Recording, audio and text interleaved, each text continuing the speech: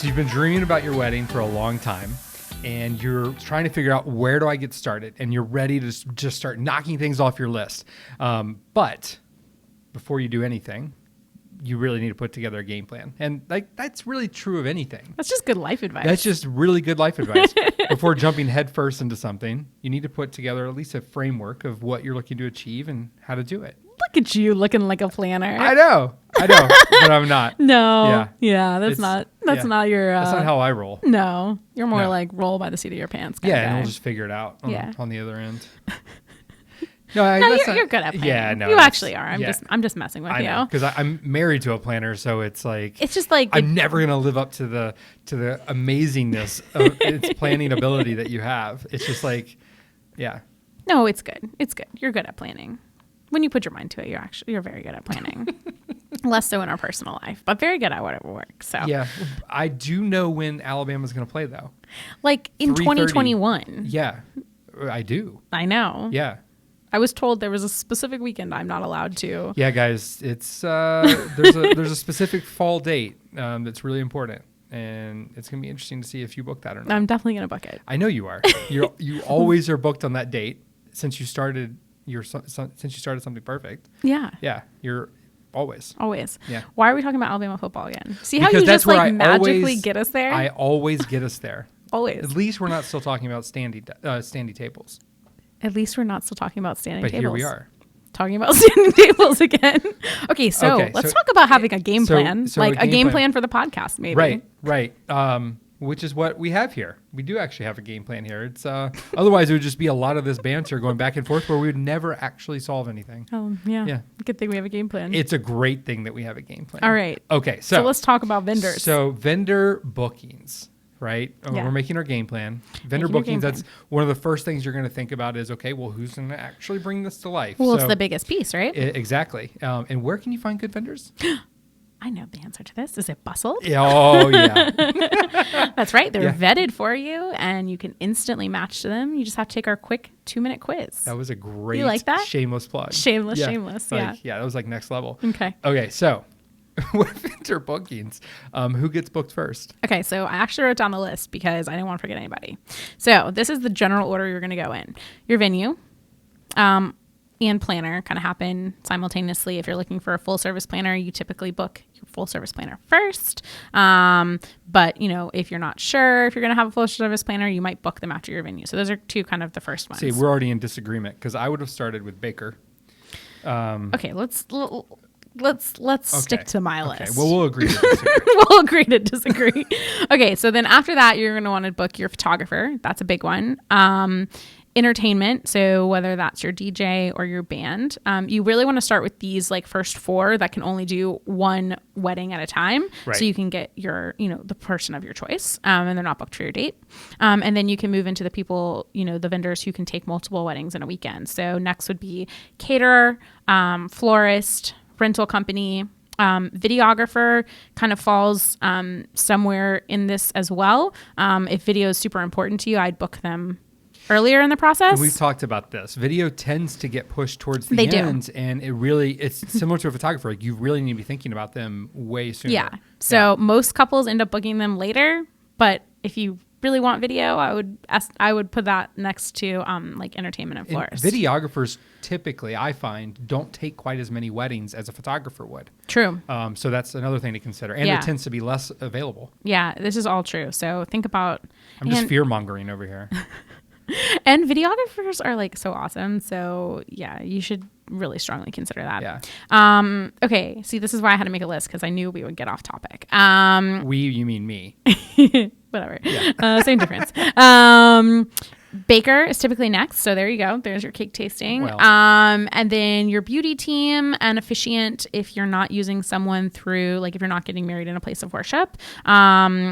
And then kind of your last big ticket items would be transportation, any kind of enhancements to your wedding, like a champagne wall, which, I'm obsessed with, a photo booth, a donut wall, any kind of extras to kind of personalize your day would be kind of that last big ticket item that vendor you book. I noticed, and maybe just you don't consider it, but you attire. Where would you put that? Attire is going to happen a little earlier in the process, typically 10 months out, 8 to 10 months out. But this is wedding day. This is wedding day team. Got it. Yeah, okay. Cool. Exactly. Okay. So how far apart would you book vendors? So there's not really like a set time. I would say there's like deadlines of when you want to book each of these vendors by. But my biggest piece of advice is just don't overload yourself. So focus on like 1 to 2 vendors at a time.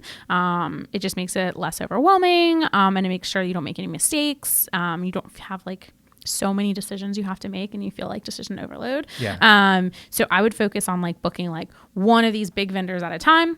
Once you've booked them and signed the contract and paid, then you update your budget and then you move on to the next category. This is also a good way to stay on budget. If you book everyone at once, you're going to book everyone, you're not necessarily going to be paying attention to your budget, and you could quickly blow through your money and then not have things left for some of those vendors at the end, like video and baker and things that are equally as important. Yeah.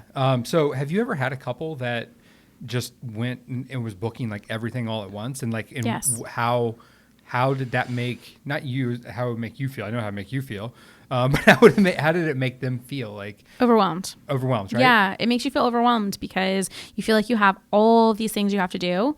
And I think people think they have to book everything right away, which can sometimes feel really good because you get a lot of things checked off the list. But in the moment, it just feels like really overwhelming. And you have to make a decision. You're meeting with 2 or 3 options for every category. I mean, that's a lot of categories we just talked about. Yeah. So, I mean, that's a lot of meetings. You're doing these on the weekends or after work. And like, this is like all your free time, and just quickly can feel like wedding planning is taking over your life. So don't feel like you have to book everything right away.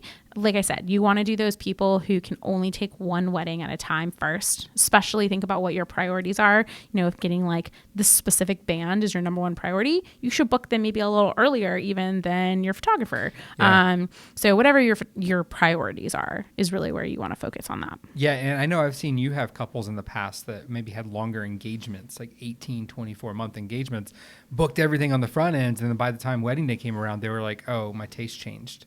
It's a long time. It's a long time, especially for like things like flowers and rentals where you might change your mind, right. Especially as the trends change and your tastes change. Colors change, yep. So you want to think about those things before you get too far in the process. Yeah. Okay, so then what if I don't get a planner from the start? Well, first off, why wouldn't you? I mean, I'm a little bit biased, but yeah, I agree. Slightly. But no, seriously though, if you don't get a planner from the start, like what should you do? So definitely hire a day of, month of, coordinator, wedding day management. All these different terms kind of mean the same thing. Typically they start to work with you anywhere from, 4 to 8 weeks out. So coordinator is what I personally like to call it. But I would say you're gonna want someone on the day of to manage the day. Right. And that's what these people will do. They'll help you build your timeline and finalize your final logistics, and then execute your actual wedding day. And those are typically booked about 6 to 8 months. Actually, you don't actually wait until that kind of final push, because a lot of them will be booked up at that point. So I would say in that 6 to 8 month range. So, and I think we probably touched on this in an earlier episode, but as far as like, when you have a family member that says, I can do this, you don't spend the money. I'm going to go downstairs. I'm going to light all the candles. I'm going to make sure the escort cards are out and all those things. Yeah. I think it's really hard to rely on a family member in these instances because they want to celebrate with you on wedding day. So even if you don't want to hire like a, professional coordinator, one, you need to make sure with your venue, if you have to hire someone with like insurance and license and all of those things, and what their requirements are, because a lot of venues require that. But if there's flexibility on that, then, I would steer you clear of a family member. I would say someone who isn't as close to the wedding, because they're going to be pulled in a million directions on wedding day that they don't even know about. Right. And it's really hard because then they're not gonna be able to enjoy. So I would recommend someone outside of family to manage the day of. Yeah. And you. Please don't let it be you. It's not in everybody's budget. No. And I think that's totally reasonable. But I would find someone else who's not a major part. Like, it can't be mom. Yeah. Or really even like a close aunt. Like, it needs to be like a friend of a friend, or, maybe like one of your girlfriends who isn't a part of the bridal party or something like that. So just things to consider, and make sure that with your venue, it's even allowed. And they know what they're getting themselves into. Yeah. It's a lot more work than you think than just lighting candles. Like, it is. it's a full day. Yeah. Okay. So then in terms of, what do I need to know to book vendors? So it's definitely going to vary based on the vendor type. Obviously, the most important thing you need to know is your date and your location. So you with a planner, if you're hiring a full service planner, then you might know none of these things. And that's something to ask about for sure if you're hiring them on the front end before you book a date and a venue. But I would say like once you book your planner and your venue, you know your date and location, you're going to need that for all the rest of your vendors. You're also going to, for instance, for caterer, you're going to need an estimated guest count. For florist, you're going to need an estimated number of tables. For beauty, you're going to need an estimated number of services. So, it's definitely going to vary. But that's one of the things about making sure you don't book it too far in advance because you want to have an idea of what those answers are going to be. Gotcha. So then actually let me ask a question. So you don't have a planner or a coordinator. Yeah. And let's say hypothetically you're at a venue like a museum and they don't let you in until like 4 or 5, until after all the public is gone. How would the couple know that? How would other vendors know that? Like, how do they make sure things like that are so critical? Because like a DJ needs at least an hour to set up, I would think, right? Maybe more, maybe less. But like things like that, like how, if you don't have a planner, how do you like? There's I feel like there's 1,000. I'm stressing everybody out, but I feel like there's stressing me out. Yeah, there's 1,000 things that you have to think about. Yeah. I mean, a lot of times venues like that will require someone. So that's good. There's a reason that your venue is requiring a coordinator. It's not to add money to your budget. It's because of things like this. Yep.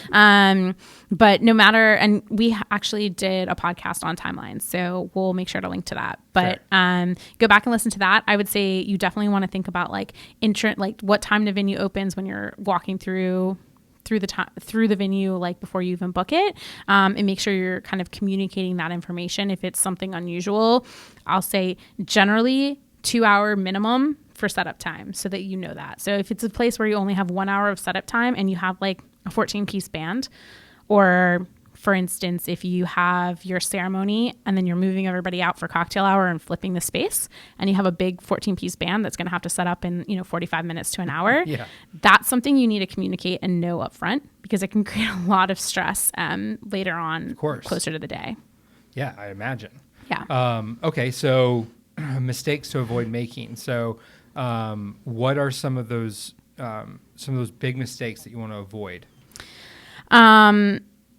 I would say contacting or contracting with vendors before you have a date and location, besides obviously those first two we talked about, a full service planner or a venue. You don't want to book your photographer before you know like how many. If they're available. Right. Also, if your venue has restrictions, maybe you think like, oh yeah, I'm going to get married at this church and then I'm going to go over here to my reception. I'm going to do my service at the church at 5:30. And then you book your photographer thinking you only need 8 hours. And then the church is like, oh, no. We only offer a 2:00 ceremony, right? Which happens a lot with Catholic ceremonies. And now you've booked your photographer for 8 hours, but you really need them for like 10 or 11 hours. Right. So now you're having to pay, all these extra fees, which is fine. And like, that's totally okay, and I'm sure your photographer has an hourly rate, but wouldn't you rather know that up front? So I think that's just a mistake to avoid. Also, on the other side, waiting too long and then not having, the vendors you want to have availability. Right. So there's definitely like a sweet spot of kind of booking each of these vendors. And we'll make sure to add some of that information too. So you can go check out the site and get some of that. I mean, you're already going to have to like juggle dates anyways, because, your close friends and family are going to have their own commitments already. So juggling, I remember when we were going through our wedding, like that was a juggle. Yeah. I feel like the date thing is just like, it'd be great if you could do multiples, it's actually one of the hardest things. It is. Yeah, for sure. Okay. So what are some other mistakes that you can avoid? As far as I think trying to book too many vendors at once and just having like a ton of contracts and getting careless, not paying attention to details, making sure that everything that you've talked about is in those contracts. You've booked the right packages, the right number of hours. Read your contracts. Read your contracts. Everything's in there. You've accounted for, whatever kind of special things are in the contract with each vendor, and that you know those things and you've made note of them in your timeline or checklist or wherever you're keeping these things. Another big mistake we see is like locking into a minimum without any kind of estimated guest count. I think this happens specifically a lot with beauty, where you're like, oh yeah, I'm sure all my bridesmaids will want to do hair and makeup. And then maybe you're asking them to pay for it. And they're like, oh, no, I don't want to do that. I already had to fly in, buy a dress. Right, I don't have the money for that. Bachelorette, yep. And now you've locked into, maybe 10 service minimum, and you only have 8 bridesmaids, and now you're scrambling to fill those or having to pay for it for your bridesmaids or whatever. Yeah. With catering too, I think it happens less frequently that you're locking into a minimum, because typically the minimums are smaller than wedding guest count.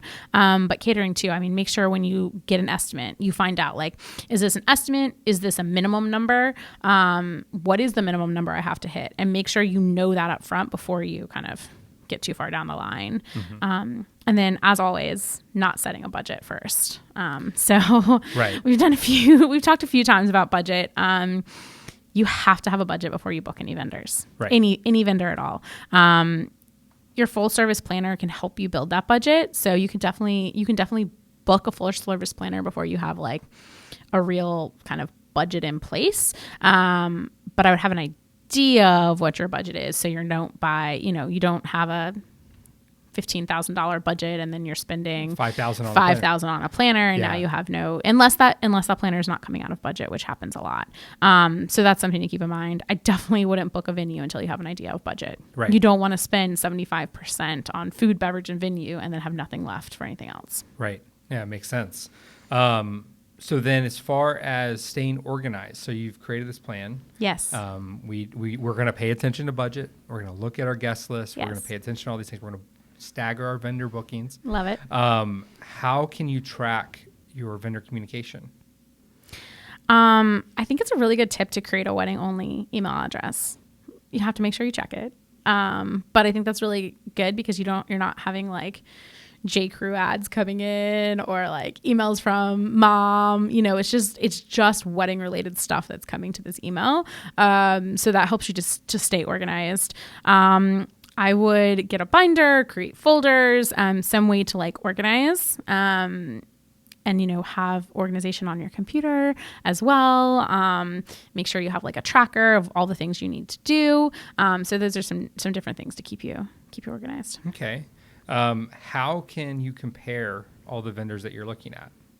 It's so hard because apples to apples does not really exist. Everyone offers something slightly different. It's funny you say that too, because like obviously we would look at a lot of different vendors' websites and things like that, and you think on its face that they're all going to be the same, but they're not. Some offer for photography the 4-hour package. Some start at 6 hours. Some start at full day unlimited, and you start to it all starts to kind of blur together. Yeah, that's also why you have to pay attention to your contracts. Yeah, and make sure that you are booking what you think you're booking. So I mean, I would definitely reach out to each of the vendors. You can do that easily on Bustld, and set appointments. You want to get kind of an idea, let them know of like what your budget is and what you're looking for. And then when you sit down with each vendor, obviously you'll get a pricing sheet, and you'll see what's included in that price, so that you can kind of compare it. And I think it's always good to kind of look at all the pieces of it. Is this price include 8 hours engagement session, digital download, like what else is included in this one? And then for the same price with this photographer, what am I getting? So at least you kind of know. Of course, relationship's going to be a big piece of it, but obviously budget's a huge piece of that as well. Yeah, we should actually just do a whole segment on that, just kind of comparing different packages, because I think you could really dig deep into that. Yeah. Because there's so much nuance, almost for each category. There frankly. is. Yeah. Okay, so then once I book someone, how do I stay on top of it or them? Obviously, if you have a planner, that makes it really easy. Sure. But if you're doing it on your own, an Excel sheet, we talked about Google Drive, I think, in a recent podcast. That's a really good way to kind of keep everything centrally located, that everyone has access to. So I would keep track of like due dates, what amount is left, how much have you paid, do you owe them other things? Like a lot of times with a coordinator, you might be have to have a questionnaire to them by a certain point, or a floor plan. Maybe you have, with a caterer, you have your final dates where payments and guest count is due. When is your florist final payment due, so you can make sure to update your floral proposal? When do they owe you the design? When do they owe you designs? So keep track of like what they need and what you owe to them in that sheet, and make sure you have deadlines, whether you use your calendar or a planner, or, you know, what, like an old school planner. Like, I didn't mean like wedding planner, where you actually write it down. So, you know, different options like that. Yeah. And I think, you know, it's interesting. We talk about this whole thing about game plan. And I think if you do all of this, especially that last part, I think that's going to help curb a lot of the anxiety. For sure. Because when you don't know what's happening or where next steps are, I think that's going to drive you nuts. And I think from just when I talk with my team at Bustld, and we always talk about what are the next steps, what is happening next, because if you don't have a next step, you don't have anything. So right. I think that for me, that would be one of the biggest takeaways, because like, when do I need to follow up with my florist and get that the initial bouquet? Maybe I have, you know, my engagement photos, all those different things. Like, you have to have those dates, and if there isn't a date, then at the very least, it should be the wedding date. Yeah. If that's the last step, then great. But like, you need to have those things in place. I agree with you. See, I'm more organized than I think I am. You are. Okay. So then, yeah. So as always, you know, what are the best next steps for our couples? So decide if you're going to hire a full service planner. You know, it's a good idea to maybe meet with a couple planners and see if that's something that's going to be of interest for you. So start there. Otherwise, you know, lock in your venue first. That's going to be the biggest thing. That'll lock in your date and your location. And then just slowly start working through the list, tackling like 1 or 2 vendors at a time. So there's not like a sense of overwhelm, and make sure, like you said, to keep track of everything.